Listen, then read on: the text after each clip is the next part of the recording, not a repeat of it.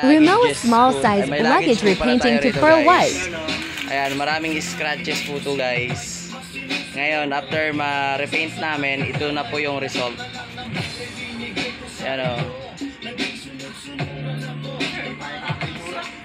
Tsaka papalitan din po namin to guys ng wheels, luggage wheels. Back to brand new po tayo. Brand new look.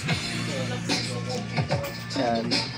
Yung serviceman po natin, si Mr. Carlo. Yung professional painter natin sa labas, si Mr. Boyong. Ito rin po yung serviceman natin, si Mr. Kevin.